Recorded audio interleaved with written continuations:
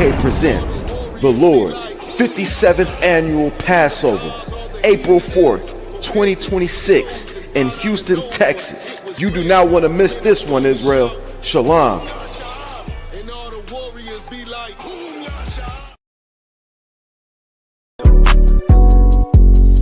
Yeah. UPK shit, man, One West. Hey. I'm a UPK nigga, I'm stuck in my ways. That's on them, letting cowards fill up they ranks. Goddamn, lost tribes got them following waves. Loyalty a lifestyle, nigga, I'm just saying. Yeah, I'm a saint, no New Orleans, it's going up. Next spot, we at the B&B. I'm turned up, I'll pull up in the SRT. Burning rubber, hey, UPK shit. Look, met her at the club, told her pull up to the lobby. She know I'm in the coat, we're all black, no Illuminati. This my other half, shit, I can't move without it. These my motherfucking brothers, yeah, what I'm gonna do without them, yeah. If it's beef, I can't wait to sink my teeth in. Niggas going overboard, they off the deep end.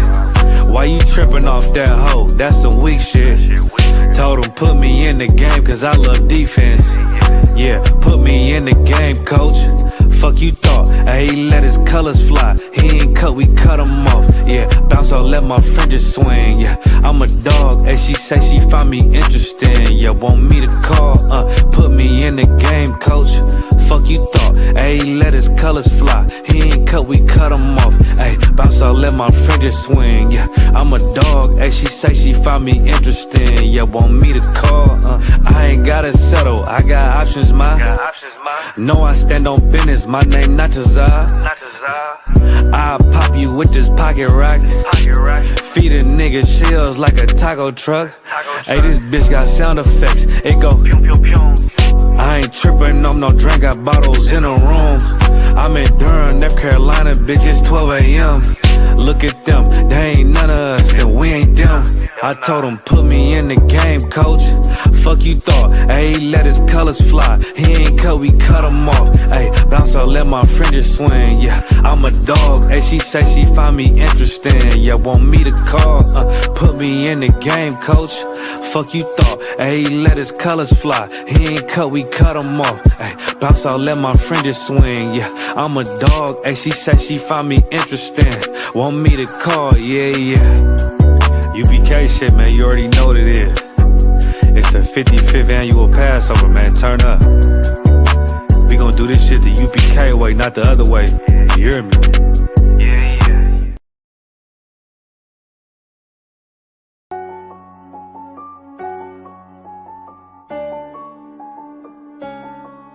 Buddha.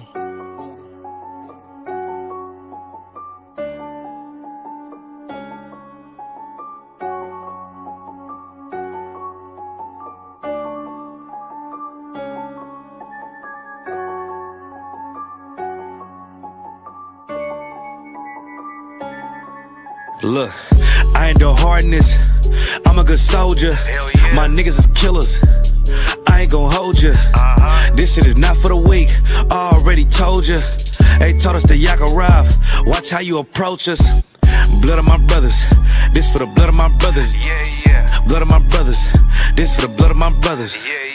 Blood of my brothers, this for the blood of my brothers.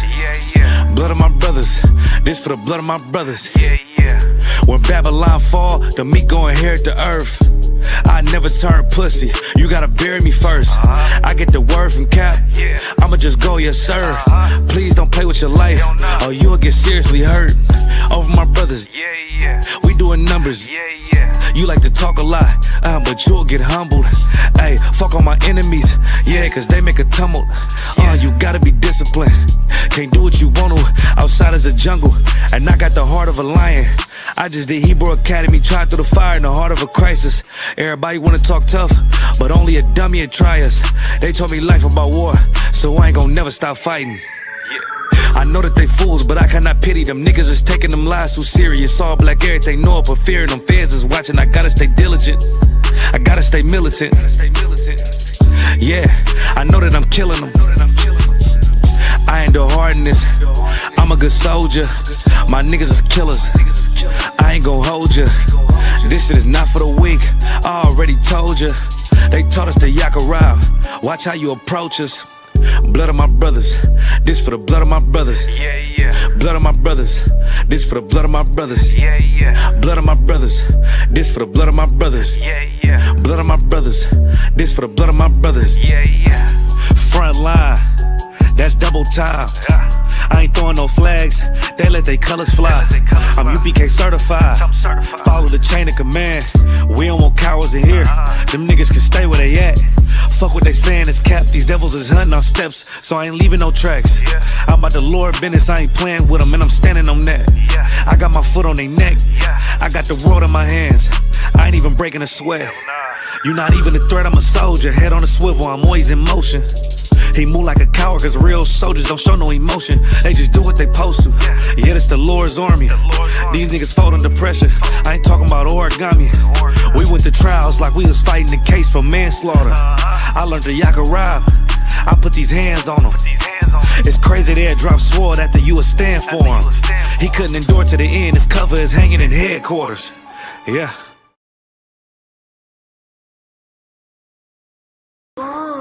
27 Club. All right, gang, let's really nail it this time. Here we go. A 1, a 2, a 1, 2, 3, 4. Been in this shit for some years, I ain't never left. Nigga try to save his life like he's scared of death. I got Hellstar on my body, bitch, I'm heaven sent. Hey, this UPK nothing, we on fellowship. Been in this shit for some years, I ain't never left. Nigga try to save his life like he's scared of death. I got Hellstar on my body, bitch, I'm heaven sent. Hey, this UPK nothing, we on fellowship. Florida Lee's on my top, this a Saints hat. This the third cap he been in, he a J-Cat. Niggas tryna steal the sauce, yeah, I hate that. But I ain't make the rules, I can't change that. New bottle, new wine, yeah, I can't crack. Look, flag on the plate, they grabbing face masks. Niggas always saving hoes where your cape at. The only killer that you know without no face tat. Hell yeah, my bitch bad, Proverbs 31. Yeah, this is not a drill, I be 30'd up. Yeah, about to crack the sky, you better hurry up. It's all bad when you see us hang that jersey up. It's mad brick, I got the blick with my cover on. He a fed, he a op, got his cover blown. Look, I'm really outside without no scully on. It's 1 West, bitch, I'm on with my brothers on. He got ranked, then he left, he broke another oath. I got the play, we about to take another zone. They was sleeping on the team, now they comatose. Left his brother out to dry, guess he wanna fold. Put the oil on his head, that's another soul. I try to tell you we a pro, don't do this shit at home. She ain't happy, left her man, she at 304. He try to justify that shit, he broke the penal code. Been in this shit for some years, I ain't never left. Nigga try to save his life like he's scared of death. I got Hellstar on my body, bitch, I'm heaven sent. Hey, this UPK nothing, we on fellowship. Been in this shit for some years, I ain't never left. Nigga try to save his life like he's scared of death. I got Hellstar on my body, bitch, I'm heaven sent. Hey, this UPK nothing, we on fellowship. Gotta watch these niggas, they be cointel. LeBron ain't never killed nobody, but I know he will. It's on me everywhere I go, yeah, that's the holy seal. My niggas itching when it's up, you better not touch a chair. Ooh, I'm with the extra, that's off the back. He ain't loyal to his brothers, how you follow that? She either working with her hands or she off her bag. Broke bitches, yeah, they dare give me heart attacks. You see that banner from my head, I'm a part of that. These niggas cowards, pussies, we don't want no parts in that. They let our warrior out of prison, he ain't going back. Ain't no be speaking on the truth, cause we with all of that. Look, before they started dissing, they was fans first. You will never catch me digging in no man purse. Really put my brick in, that's why my hands hurt. And don't be speaking bullshit that make my head hurt. Look, I done burn my fingers from the Michael Drake. But for the brotherhood, I done threw my life away. I never see them, tell them come on from they hiding place. We can't do it, we told them we gon' find a way. They rather march 1,000 deep, we rather feed the people. They wouldn't put on all black, now you reading Hebrew. UBK the standard. If you speak on Hebrews, don't think they solid. Get with them niggas just gon' leave you. Been in this shit for some years, I ain't never left. Nigga try to save his life like he's scared of death. I got Hellstar on my body, bitch, I'm heaven sent. Hey, this UPK ain't nothing, we on fellowship. Been in this shit for some years, I ain't never left. Nigga try to save his life like he's scared of death. I got Hellstar on my body, bitch, I'm heaven sent. Hey, this UPK ain't nothing, we on fellowship.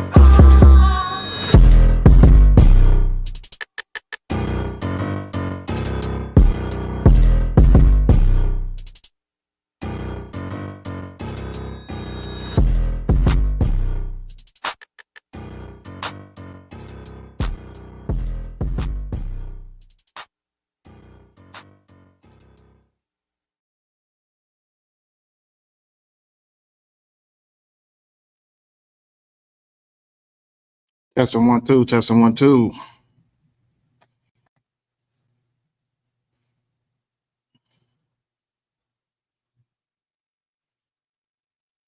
Oh, that's cool.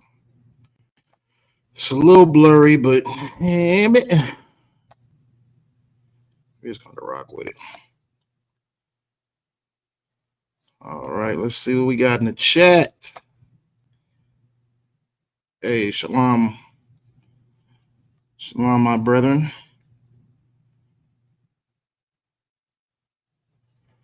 Michael Love checking in from California. Okay. Okay. Hey, shalom, Lord Christ. Shalom, Yahweh Shem Yahshua, Barakathum to the brothers. Shalom, Yahweh Shamar. Alathum, Bashem Yahweh to the sisters. Tuesday night brotherhood class. Let's get the most high hand. We are back in full effect. Make sure I got y'all. All right. We back in full effect. Please like, share, subscribe. We're gonna rock it out for a little bit. Salakia for the tardiness. And let's get it going. Hey, Shalom Lord Christ, sis, what's going on? All right. So, anybody in the chat? We got any like current events that happened lately? Anything important? Anything important other than the situations of the politics that we see on a day-to-day basis, and Trump threatening to drop nukes? That's something important for sure. So, yeah, if we got anything, put it in the chat. I'll tap in. Going on that. Okay, so we're gonna have a whole class on becoming, or not becoming, but just being able to dictate righteous leaders. You know what I'm saying? It's easy to be misled, but that being misled is going to lead a lot of our people into a life of damnation. Okay, we have only so long until that time comes where it's either you got it right or you don't got it right. There is no in between. There is no, I almost got it right, or I almost followed in the right manner. You're getting very, very close to that time period where it's either you have it right or you don't have it right. So a lot of things can lead you out of making your election sure, but unrighteous leader is for sure going to be your seat to damnation, because you chose to follow someone that probably shared the same type of unrighteousness as you, and had the same type of characteristics of an unrighteous person. And that is going to lead you into a situation where you're going to have to face the judgment that the Lord has for this wicked place. And that's what we don't want for our people. We don't want our people to have to face that judgment, because the Lord's anger is terrifying. It's a terrifying situation when you are at the grasp of our Lord's anger. You know what I'm saying? You don't want to be in that seat where you have to face the consequences of a nation that's been so wicked to the Lord's chosen people. Okay. Look what happened to Egypt. During that time period of Egypt, you would have called that the suburban area. You know what I mean? That was like the real clean, rich area. And we were in the ghettos in a whole different area. And what happened to that suburb? You know what I mean? That suburb was riddled with plagues and fear and torment. So you don't want to be one of those people that's caught in the midst of that judgment, because that judgment is brewing up for this place. And regardless of how you want to postpone it to be able to save as many people as you can, that's just not going to be the case. You know what I mean? You want your people to get a hold of the truth, but if you're following an unrighteous leader, you are not delivering the truth. You're delivering a lie, no different than a Christian pastor, no different than Donald Trump, no different than a Muslim mosque, a Catholic church, any type of religion that was bestowed on us from our oppressor. You get what I'm saying? So you got to make sure that you're following the right leaders. In order to be able to follow the right leaders, you need to know what a righteous leader is. A righteous leader is not someone who hides sin. A righteous leader is not someone who doesn't take accountability. A righteous leader is not someone who what's the word I'm looking for? Indulges in the affairs of sadistic and sexual deviancy, things of that nature. You get what I'm saying? So in order to be able to know that you are in a righteous setting, you need to know that you're following a righteous leader. Okay. And righteous leaders don't do any of those things. So let's go to, let's see, John 8:7.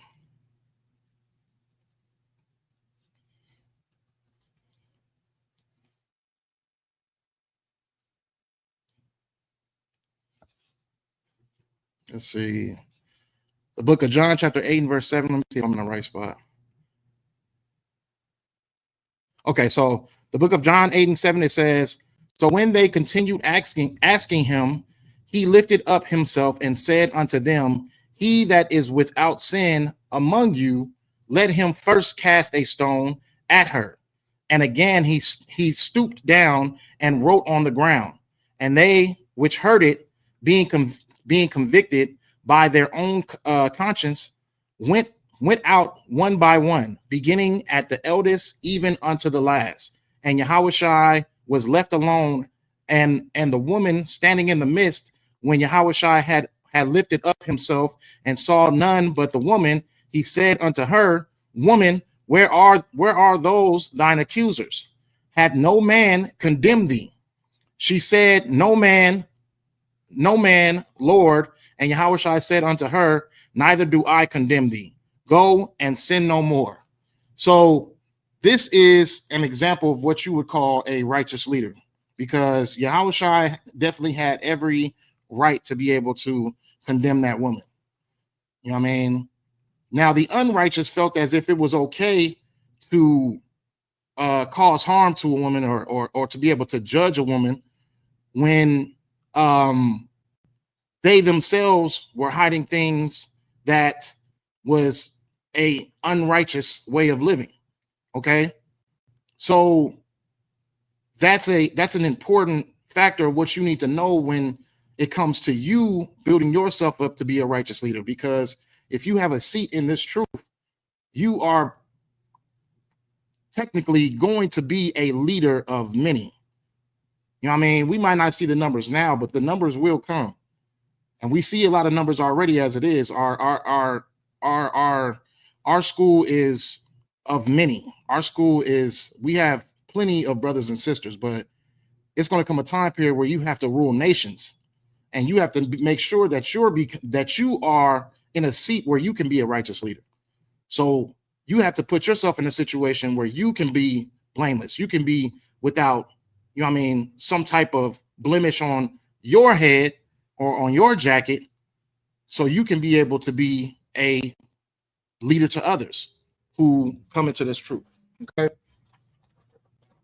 Because not being a righteous leader, you're going to be sought out, you're going to be sniffed out, and it's going to come out of your unrighteousness.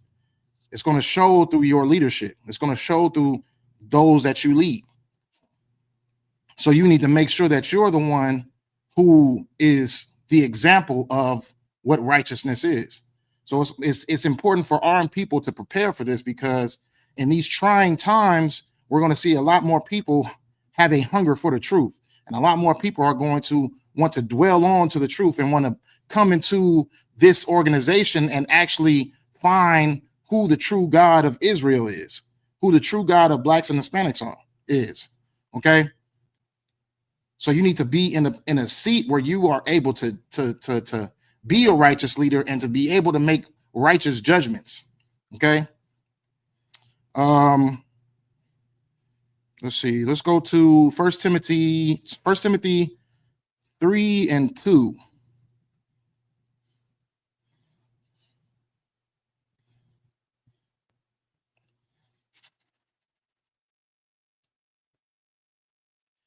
Okay.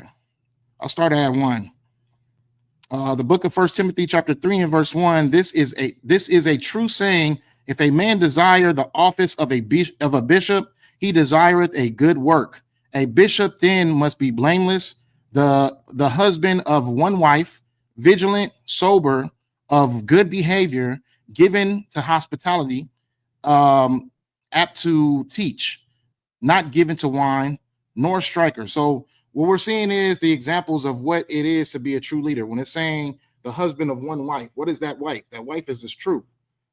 You are dedicated to this one truth. That's it. So it's funny when you see a lot of fake Israelites talk about unity camp, unity camp, unity camp. There is no unity in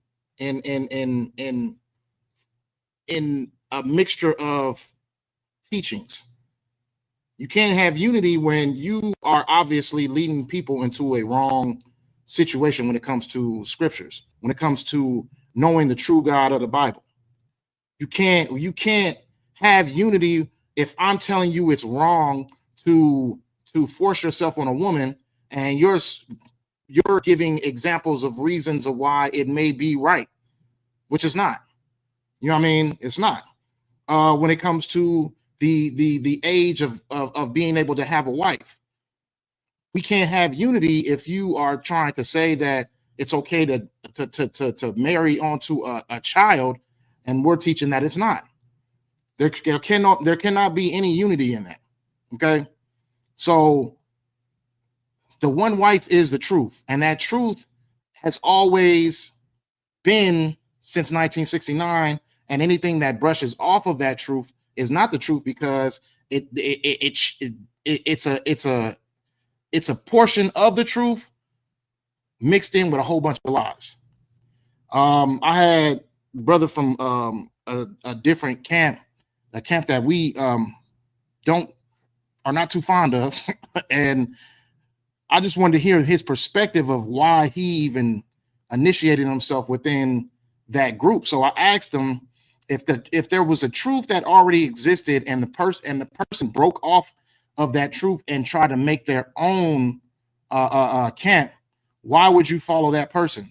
And they sat there and said, oh, because there was still some things that needed to be fixed within the truth. That is a lie.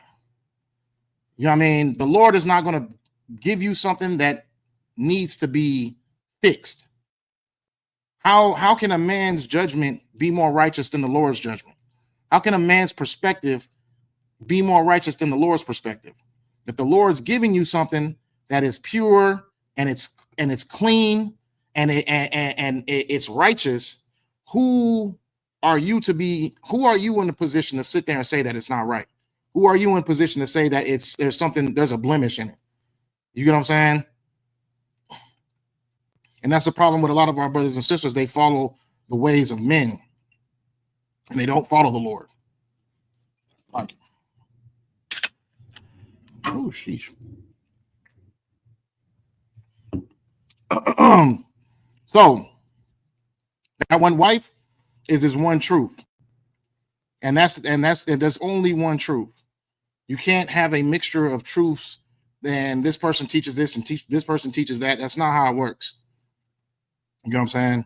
When you see these prophets in the Bible, they quoted the prophets of old. Why? Because they were saying the same exact thing that those prophets of old were saying in the New Testament. And the Christian church will try to tell you that it was something different. There is nothing different.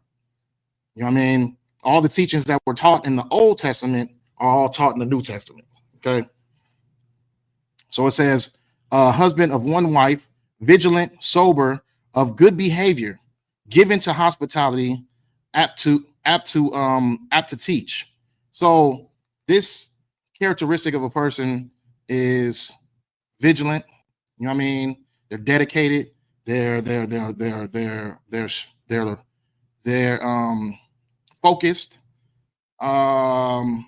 They're a person who is delightful to be around.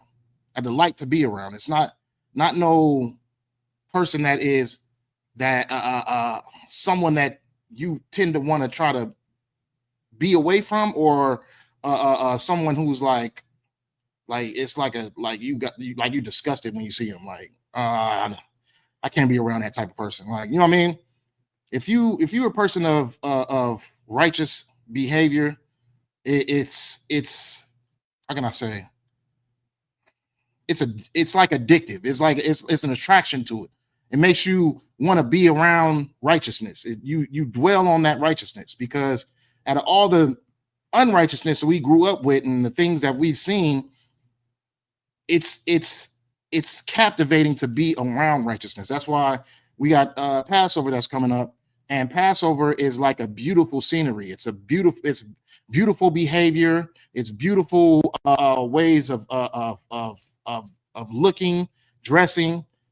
You know what I'm saying? It's a righteous atmosphere. People are on their best behavior. People are dressed up to impress, and it's a beautiful setting. It's captivating. You get what I'm saying? What else? Verse 3: not given to wine, nor no striker, not greedy or a filthy liquor. It's like if I said that wrong. But patient, not a brawler, not covetous, one that ruleth well with his own house, having his children in subjection with all gravity. For if a man know not how to rule his house, his own house, how shall he take care of the church of God?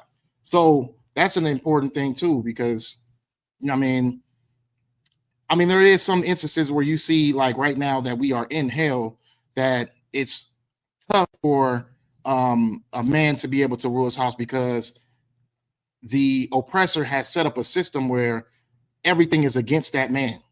You know what I mean? When it comes to how the system is set up, it's all built on the man being outside of that household. So we're talking about a righteous household.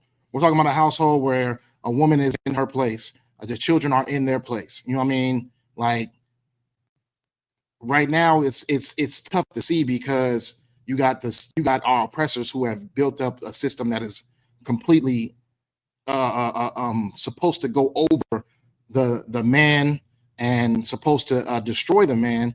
Like right now, a man trying to start his own family is a risk, because you start that family with the wrong person, they're going to use that system that is created to destroy you. When it comes to things of like alimony, child support, even when it comes to the imprisonment, like you call the cops, and the cops are mainly looking at the man of, oh yeah, well, even if the man didn't do anything, somebody's got to go to jail. You get what I'm saying? And majority of the time, that's that man who is going to be put out as the aggressor. So you got a system that's against you. So it's kind of hard to say what it is. But if that man in his own household, the household that he creates for himself, if that household is under structure, then that is a good sign of a righteous leader. Because yes, it is hard at that time. In this time period, it is very, very hard because it's a lot of wicked women out here, and they do use the system to try to go against a man and his household. Okay. But hey, Shalom, Lord Christ, what's going on, my brother? So, dictating a righteous leader is all throughout the Bible. Okay. Being able to call out who to follow and who not to follow. Now, majority of the time, you are going to come across people who call themselves a leader and that are not. You know what I mean? And you have to be of righteous judgment when it comes to that. And the only way that you can get the righteous judgment is by learning after righteous men. You get what I'm saying? If I'm a righteous brother and I'm of a brother of good character, of good class, and you see the way that I operate and you see the way I hold myself when it comes to being in amongst the worldly things, and you see the way that I conduct myself when it comes to being under pressure, and you sit there and say, okay, that's a brother who absolutely knows how to conduct himself. Who is he learning off of? You get what I'm saying? Focus on the ones that are around you. Focus on the ones. If you see just a whole bunch of unrighteous activity that's happening, and you see that multitude of people, and you're just like, okay, who are they following? You can tell that those actions come from who's ever leading them. Those actions come from who's ever dictating how this group of people operates. Now, the good thing about what I see, or the good thing about what's going on in this truth, is that zero tolerance of unrighteousness. You find yourself to be in an unrighteous position. It's either you pay the token, or you get completely banished from this truth, which is dependent on the severity of the situation. You get what I'm saying? It's like, but that's the thing that I love about this truth, because you don't have elbow room to be unrighteous. This is only a righteous path, and that's it. And that's why we stand out more than other places.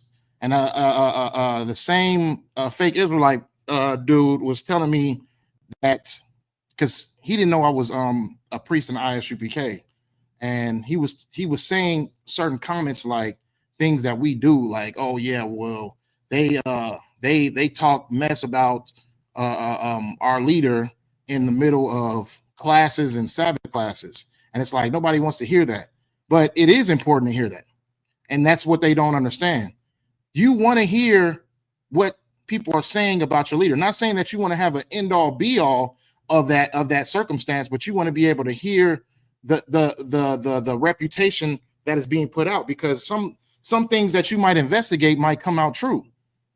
Like if someone's saying something about your leader and saying something like, oh yeah, well, they do this and they do that, you might want to put your investigation into what they're teaching, because, or whatever it is that's being accused of, and find out if that thing is true or not. You don't want to just go blindless and just say, well, not knowing exactly what is the faults or the so-called faults of the person that you're taking leadership from. If someone's saying that your leader is homosexual, you probably want to do your research. You don't want to just continue to keep on following the homosexual. You probably want to try to find out, why is it that they're calling my leader a homosexual? That's probably what you want to do. You don't want to sit over here and ignore everything that you just heard and just go ahead and like, oh yeah, well, they're just hating. That's ignorant. You have to be able to have a wise way of thinking. And there's stuff that they say about our leader. But if you do your research, you find out that those things aren't true. If you do your research, you find out that all those claims are false accusations. You get what I'm saying? But you want to hear what the council is saying. You want to hear what people are talking about, because you might just be blindly following somebody who is doing all matter of unrighteousness in their bedroom, or doing all manner of unrighteousness within their councils between leadership. You know what I mean? So it all depends. But being able to choose a wise leader, you have to have wisdom. You have to have a lot of wisdom, because you will be put in a position where you are in grave danger, because you allowed a smile and kindness to mislead you and put you in a mindset, in a spirit of just pure evil. Okay, so what we got here? Let's see. Let's see. Let's go to Jeremiah chapter 25 and verse 4.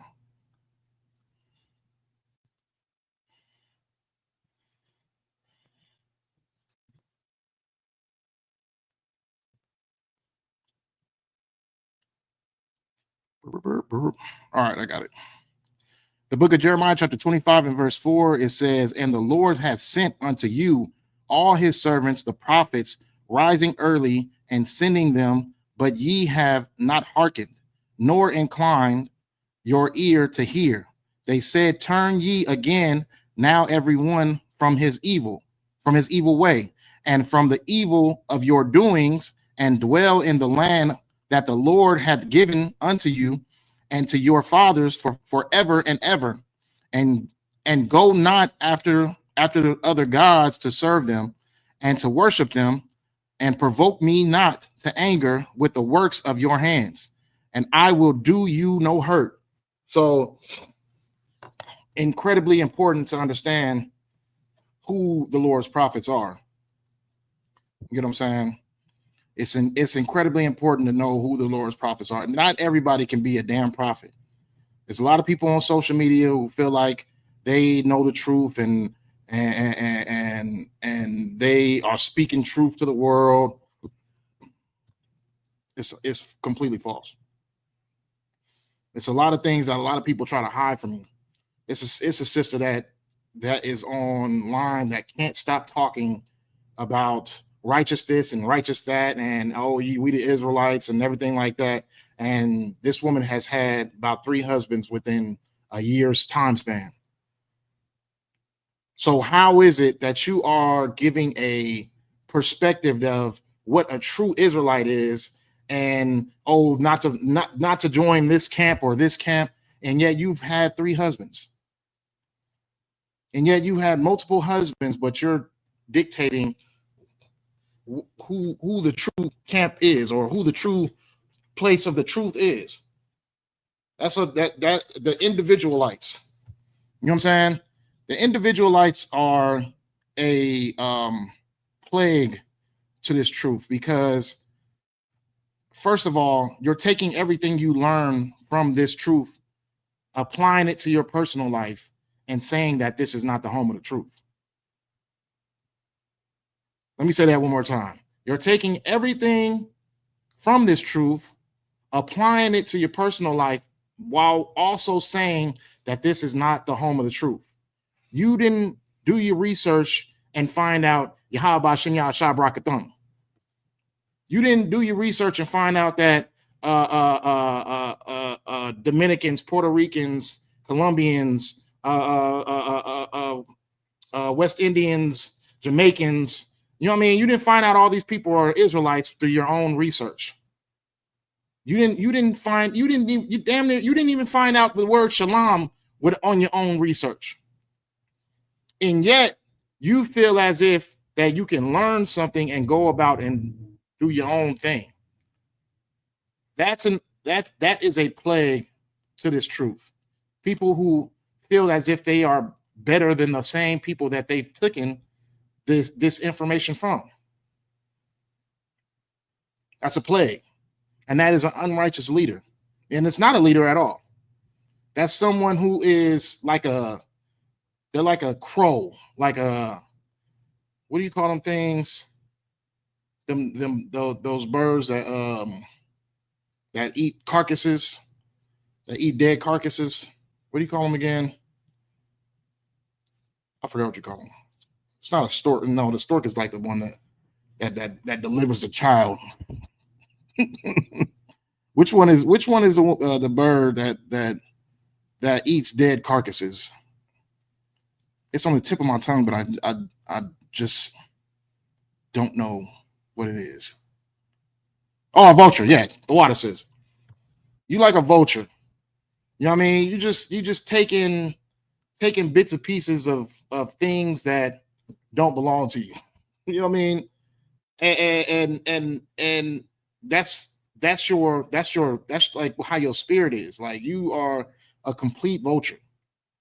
You're taking things that you've learned from this truth, trying to push to the world that this isn't the truth, while also building up your information through the same place that you're saying that doesn't have the truth. It just makes no sense. But that's because people want to be chosen. People want to be the chosen of God. And that's where you're going to put yourself in position where you are going to have to get judged for that. Because the Lord didn't raise everybody up to be a teacher. The Lord didn't raise everybody up to be a priest. The Lord didn't raise everybody up to be a prophet. You know what I mean? It's qualifications that come with it. It's discipline that comes with it. It's tests that come with it. And if you're not able or built to be able to pass the test, then why are you claiming yourself to be God's chosen? It's completely false. You know what I mean? You had a situation where brothers were sitting over there trying to cast demons out by what Paul was doing, and you know what I mean, the demons like, we know Paul, we know Christ, you know what I'm saying, but we don't know who you are. And that's the situation that those people are in. They want to see and they want to do. That's why you see a lot of people trying to battle online. Oh yeah, well, you guys aren't this, and you guys aren't the only way, and whoop, whoop. You know what I'm saying? You know what I mean? A lot of people just want to battle. A lot of people just want that. A lot of people want that stamp on their resume. But the thing about it is, you see, what in time, if a group does thrive by taking stuff out of this truth, and if they are thriving, eventually they'll be exposed. You see a lot of exposing going on, and you see that a place that has been standing since 1969, it obviously there must be something good about it, because you got all these different places who are failing and falling short in short time. But this place has been standing since 1969. You know what I'm saying? All because Commander General Honda kept this truth. That speaks wonders. A lot of these places that claim themselves to have the truth, they haven't lasted 2 years. They haven't lasted a year. They haven't lasted 4 years. You know what I mean? It's all new to this earth. Why? Is because they're steadily breaking off, doing something else, breaking off, doing something else. Why? Because they're individualites. They do not have the truth.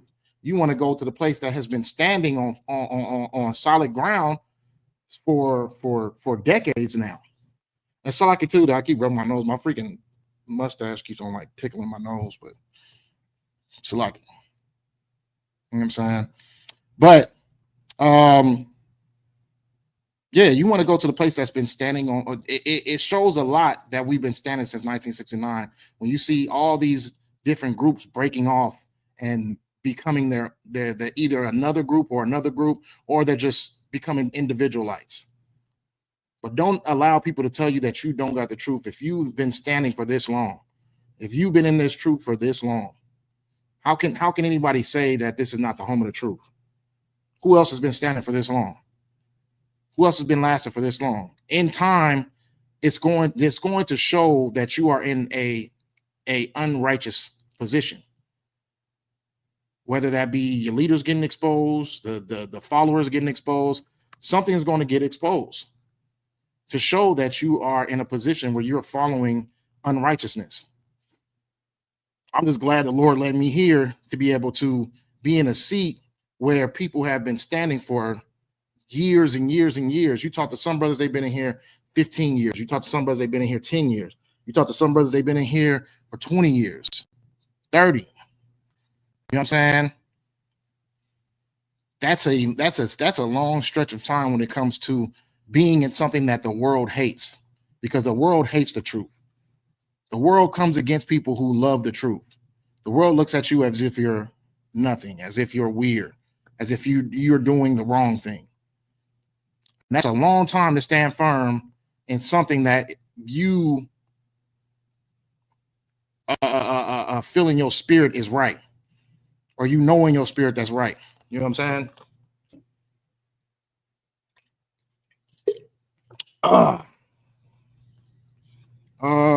What did we just get through? All right, we just did Jeremiah.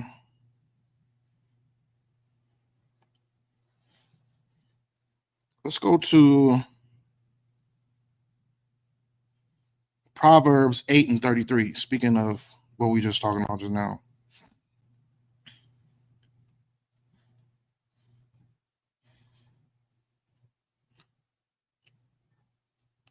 So in the book of Proverbs, chapter 8 and verse 33, it says, "Hear instruction and be wise, and refuse it not. Blessed is the man that heareth me, watching daily at my gates, waiting at the post of my doors. For whoso findeth me findeth life, and shall obtain favor of the Lord. But he that sinneth against me wrongeth his own soul. All they that hate me love death." And just like Yahushua was saying, the ones that hate you hate him, and the ones that hate him hate God. It's a lot. So, yeah. So there's going to be hate that comes amongst you when you have found this truth, when you found the real truth. Brothers is going to hate you, because brothers hate the truth because they hate Christ. Brothers hate Christ because they hate God. It's all a flowing circle of ignorance and unrighteousness and wickedness. So it's up for us to be able to obtain this truth. It's up for us to be able to not only teach this truth for those who are qualified to be teachers, but it be the representation of this truth as well. You know what I mean? For those who are not qualified to be teachers, you know what I mean? You wear it. You wear this truth. You look the part. You act the part. It's very important, especially in times like this, because we are being put in positions of leaders. We're being put in positions of the staple, the example of the true people of God. So with that comes test. With that comes a whole bunch of different avenues of how can I say, of mishaps, unfortunate things that may happen, things that may seem like it may never be adjusted or fixed. There's going to be a lot of things that come out in that type of manner, but you got to hold the fort. You got to be that example of God's chosen leaders. You have to be that example, because a lot of people are getting exposed right now. A lot of people are being pushed into a situation of division. So brotherhood is what brotherhood will get you through anything. You know what I mean? Hey, Shalom of Christ. What's going on, my brother? Brotherhood will get you through anything. Brotherhood is going to be the example that we show that we do have the truth. When brothers are together, brothers deal with issues and move forward from them and not treat each other like we in the world. You know what I'm saying? Hold a grudge against your brothers without being able to talk it out and be able to squash things.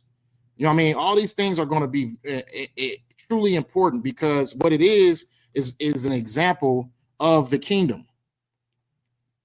And in that kingdom will be rulers. You get what I'm saying? Christ is not coming to an unestablished kingdom to build it up. It's already going to be established for him when he comes to sit on his throne. The ways of living, the ways of teaching, the ways of having your day to day. That's all going to. The only difference is that we're going to have our own land. We're going to have beauty amongst us. We're going to have riches. That's going to be the only difference. But everything as far as morally, everything that as far as spiritually is already being built already as it is for Christ to come and rule. So now in this time period where you know that this is the end, you know that this is the beginning of the end for this wicked nation that has been ruling over us for Lord knows how long. Now that you see the end coming for them, you should be in a seat of, oh yeah, well, I'm gonna treat my brothers better. If I'm gonna be a judge, I'm gonna be a righteous judge. If I'm going to be a leader, I'm gonna be a righteous leader. Because you don't want to be in a seat where it's judgment day and you have to stumble upon Christ and let him know why you was unbrotherly to this brother or unrighteous to this person or didn't have forgiveness for this person. You get what I'm saying? All those things are going to matter. All those things will matter on your day-to-day right now, because as you wake up, you're going to hear something new about, oh, well, America did this and Donald Trump did this and Iran is doing this and now Russia and Putin and all the China and all. You're going to hear all these things coming amongst, and all these things, new different things are happening every day. And it's just a downward spiral more and more for this place. I passed by the gas station on the way over here and it said $6.19 for a gallon of gas. I remember when it was 90 something cents. It's now at $6.19 for a gallon. It's just going to continue to keep going up.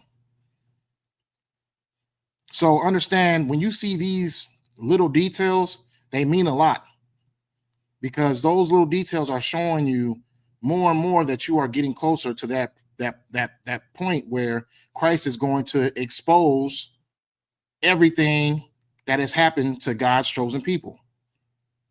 Not only everything that's happened to God's chosen people, the lies that have been brought up in the records that we carry in these scriptures. All these things must be revealed. And then when these things get revealed, people are going to look for, where is the home or where is the kingdom that Christ is establishing? And we have to be that kingdom. We have to play that part. We have to be an example. So your brotherhood should be 10 times as great now that you see that we're closer to the end. Your leadership skills should be at a full-time high, your teaching skills, because now it's time for our people to understand why we are better than the Christian church. Now it's time for our people to understand why we are better than the Muslims, why we are better than the Catholics. It's time for everybody to get that understanding. It's time for everybody to be able to find out, why do they claim themselves as the home of the truth? And we can't do that with people acting unrighteously. You know what I mean? And a lot of people are being outed. You know what I mean? The Lord is not going to allow an unrighteous person to be able to step foot into the kingdom. A lot of people are being outed, and it's a sad situation, because you pray that brothers and sisters not only come into this truth, but able to stay in this truth. But if you're doing the wrong things and you know that you're doing the wrong things, maybe you should probably correct those things immediately, because you don't want to be the one who gets plucked off of the tree of righteousness. You know what I mean? You don't want to be one of those ones who get plucked off that tree, because you see a lot of people are falling within their lust. A lot of people are falling within their pride, their anger, and they're falling short, and they're proving themselves unrighteous to claim themselves as a citizen of the UPK. You know what I'm saying? So don't put yourself in that position where you may or may not, you think you're doing something and it's harmless to others, and it seems as if it's not harmful to the ones around you, but you do it behind closed doors and you think it's not going to affect you. It's going to affect you. You know what I mean? You have a wicked worldly mindset. You probably want to get that fixed right away, because it's time for the Lord to start electing, and he's going to have his elect, and you can either be on that train or you can step foot up off of it, but there is not going to be no both sides, one foot on the train and one foot off the train. It's either you getting a seat or you not getting a seat. So if there's anything that you know that you're doing that is what's the word I'm looking for? I was going to say unbeknownst. I don't want to say that. If you're doing anything that may seem like it even takes the image of unrighteousness, you probably want to just get those things fixed immediately. Fix those things immediately, because that election, if say you're one of those people who keep saying that I'm gonna watch classes, but I'm not gonna attend or get in class, or I'm not gonna get in all black, or I'm not gonna do anything that, you know what I mean, I'm just gonna watch the classes. Being an observer is fine for a short while. It's good to sit back and learn, but at the end of the day, it's going to be a time period where you need to get your boots dirty. You know what I'm saying? You're gonna need to get to work. You're gonna need to start putting your bricks on this wall. You get what I'm saying? So observing is fine, but just observing is not fine. There's plenty of things that people can do for this truth, even if you're just paying your tithes. You know what I'm saying? Like, everybody's not meant to be a teacher, but even just paying your tithes is a way of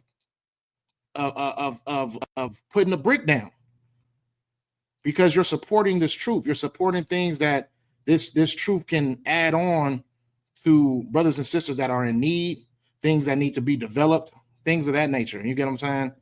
So it's important that everyone understands and everybody knows that if you feel like you're not in a position where you feel like you can be a teacher, at least be someone who is working. You know what I mean? Be someone who's working, and not just, you know what I mean, financially is fine, but you know what I mean, you can go to the school and clean up your local schools. We got schools all over this country, all over this world. You know what I mean? Clean up your schools. Ask what your camp leader needs.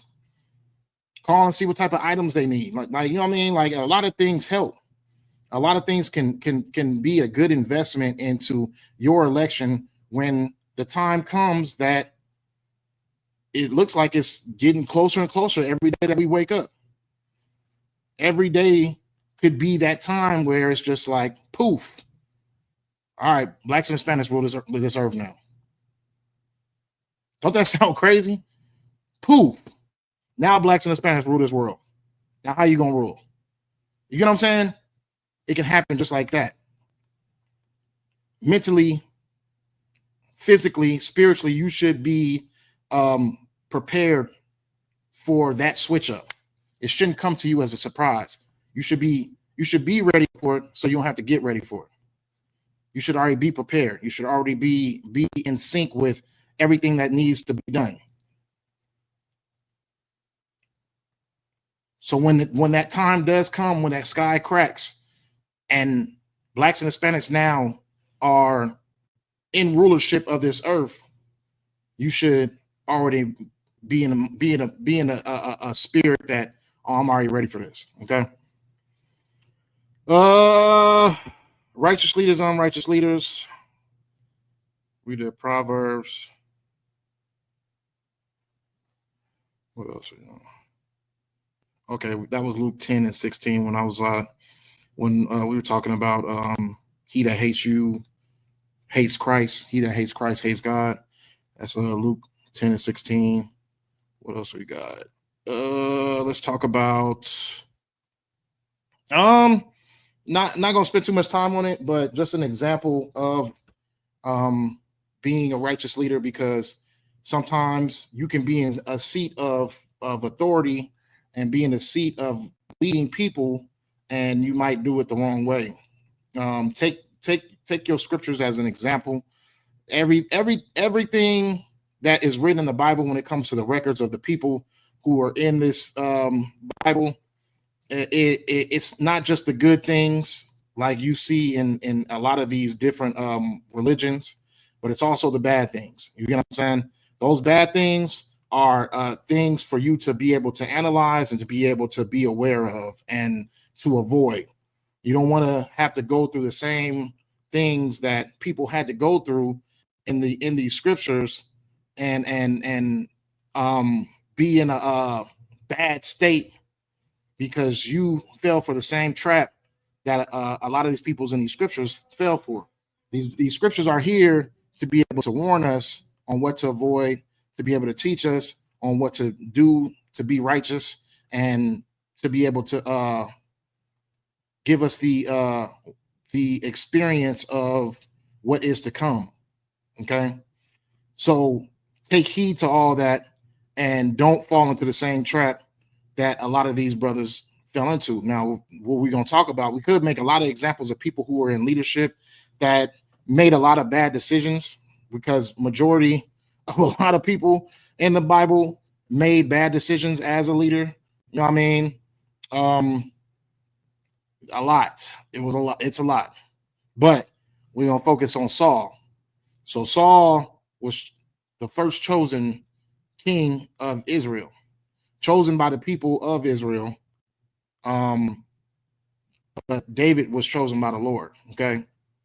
Saul made through his stature and through his aggressive look. That's why the people chose him, because he looked as if he can be the leader. God chooses the leader off of the ways of how a man's character is, and how his spirit is. David had a fearless spirit. He proved it in battle. He proved it when he got on the seat of being able to rule Israel. He proved it. You know what I mean? David did make mistakes also as a leader, but David had to pay for his mistakes just as well as Saul had to pay for his mistakes. Now, talking about Saul, Saul had a problem with his envy and his pride. He wanted to little boy the ones beneath him. He didn't want his seat to be taken, his authority to be taken by those around him. So within that mindset of envy and pride, he lost not only his seat as a king, but he lost his favor from the Lord. You know what I mean? Which is probably more important than that kingdom. Because what happened to him, he ended up having to fall on the sword. You get what I'm saying? But Saul, we got examples of Saul showing his envy towards David, right? And what is it? Okay, 1 Samuel 18 and 7. So we're gonna do, now that I got a lot more time on my schedule, we gonna go through 1 Samuel's. we gonna go through 1 Samuel's, and we gonna do a scripture to scripture, like it's Sabbath service, because 1 Samuel, 2 Samuel, that is my ultimate favorite. Oh my goodness. ultimate favorite, 1 Samuel, 2 Samuel's. So we're gonna go through 1 Samuel, 2 Samuel's. We'll go through Saul right now, but just be prepared for that. In Brotherhood class, we're gonna go through 1 Samuel. Let me see. So what we got? 1 Samuel 18 and 7.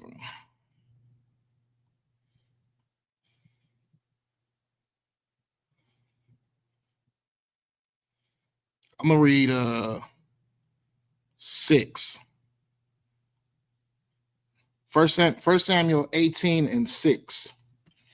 And it says, and it came to pass as they came when David was returned from the slaughter of the Philistine, that the women came out of all cities of Israel, singing and dancing to meet King Saul with tabrets, with joy and with instruments of music. And the women answered one another as they played and said, Saul has slain his thousands, and David his 10,000s. Now, if it's one thing that a brother can really, really show his anger and envy on when it comes to women, I'm telling you, if you like it, you couldn't fathom how many brothers have either made bad choices because of their envy towards a brother and a situation where it has to do with a woman, or anything of that nature. You like, oh, this woman likes the woman that he has a thing for. She's got an interest in another brother, so he hates that brother and he wants to harm that brother because of he feels lesser of a man because the woman that he desired didn't want him. Now, Saul is showing these same type of feelings because they are praising both of them. Technically, it's not like Saul wasn't in the song that they were singing. You know what I mean? They was praising Saul for slaying thousands in battle, and they also add in David and his 10,000s, and that's put a side of jealousy within Saul. You know what I mean? Because Saul is already concerned of the fact that David could possibly take his seat. So now you got a situation where you got these women cheering and dancing, and they over here, oh yeah, well, Saul got 1,000, but David got 10,000s. So you know what I mean? That brought out the envy in a brother. That brought out the wickedness of a brother, because he, instead of him, you know what I mean, being like on some smooth player type, like, oh yeah, that's my brother right there. Like, you know what I'm saying? Yeah. Like, you know what I mean? Congratulating the brother for being able to entice all these women.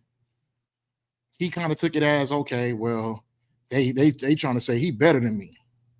Jesus Christ. Oh, I am getting blurry. They're trying to say he's better than me. And this is the problem that Saul's going through, and it's a buildup. It's not just something that is, it starts off with your thoughts first. You know what I mean? Like, Saul felt something at first when it came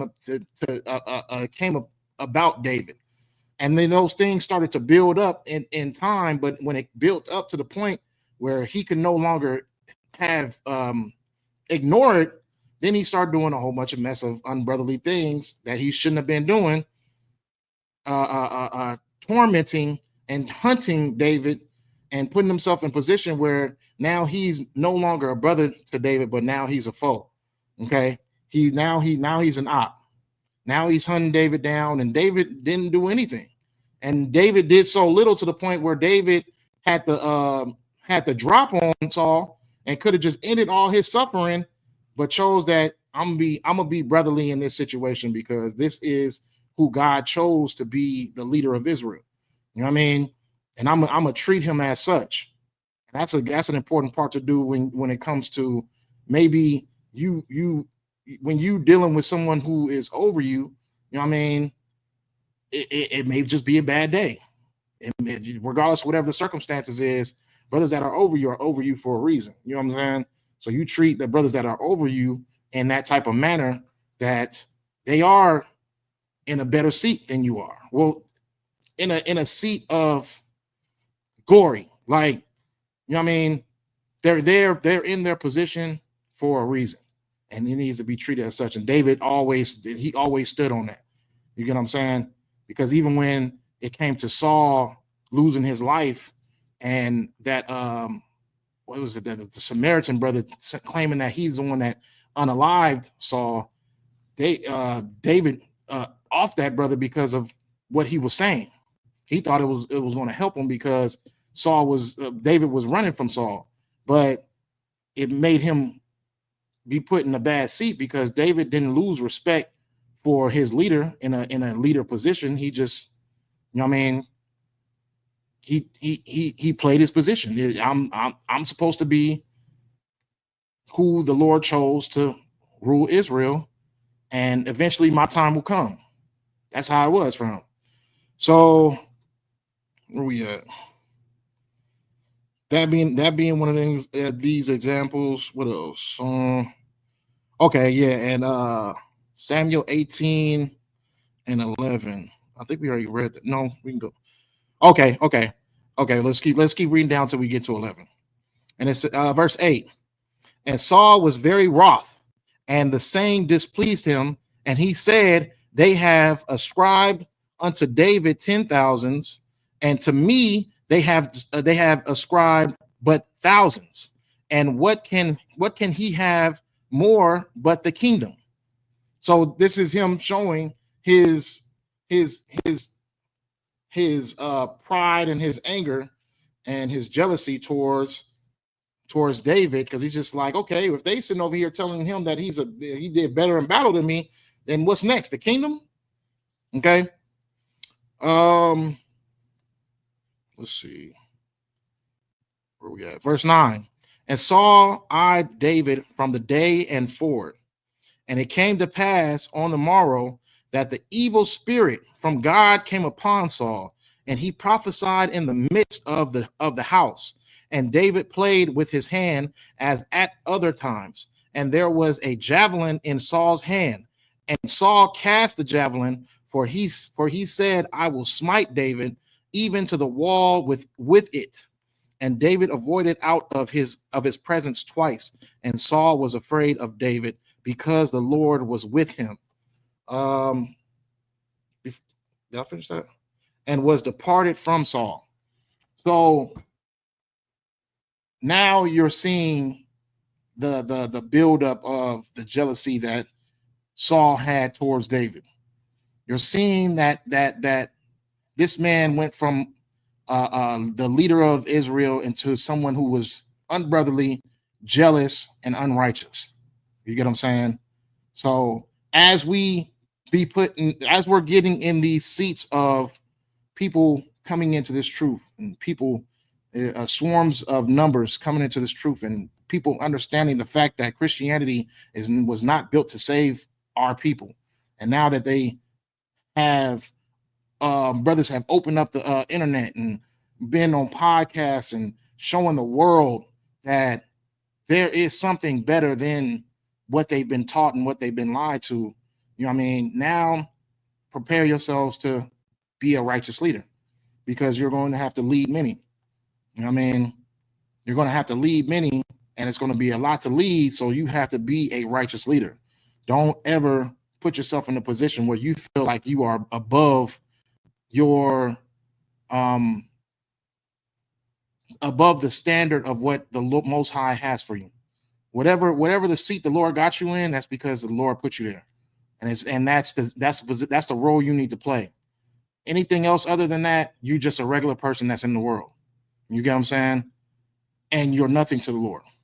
So be what the Lord wants you to be, and don't falter or don't show any signs of any type of weakness within yourself, because those things are going to be tested, and you will lose your seat in this truth. So with that, we already at 9:23. So like it for being tardy too. Next week next week is Passover. If I'm not here then you know what I mean, this is the week of Passover, so you already know what it is. It's gonna be it's time to lock in. It's time to start these traveling. You know what I mean? Everybody travel safely. Everybody have a safe travel. You know what I mean? Do prepare for all the proper precautions of being in a safe seat. We want to see everybody get there whole, everybody get there as easily as possible. So, you know what I mean, let's not put ourselves in any type of way where we're skipping any safety precautions and then putting ourselves in a position where we are in some type of danger. You know what I'm saying? Get to Passover and get there safely. That's all I can say. I'm trying to find the words to say for it, but get to Passover safely. If you're driving, if you're catching flights, you know what I mean, you got, regardless of whatever the circumstances are, you know what I mean, let's all not have a story to tell about, oh yeah, well, this happened to this brother or this happened to this sister.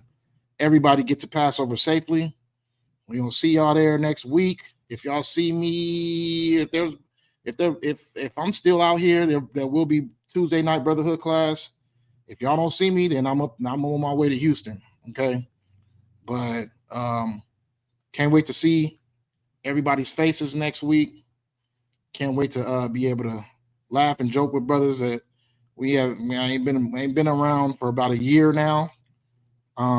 It's going to be a excellent event.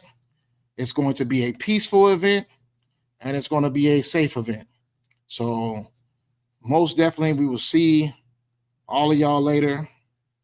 And yeah, travel safely. And to all the brothers, I want to say Shalom, Yahweh Bashim Yahshai Brakathum. All the sisters, I want to say Shalom, Yahweh Shamar, Latham Bashim Yahshai. We Passover ready, y'all. Let's get to traveling. Let's go.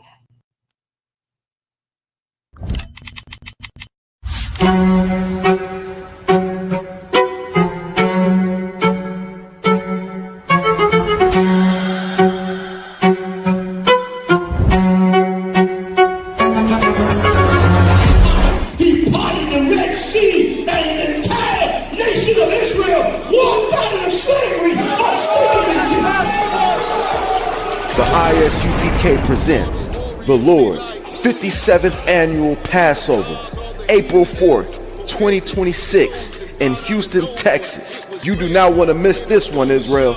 Shalom.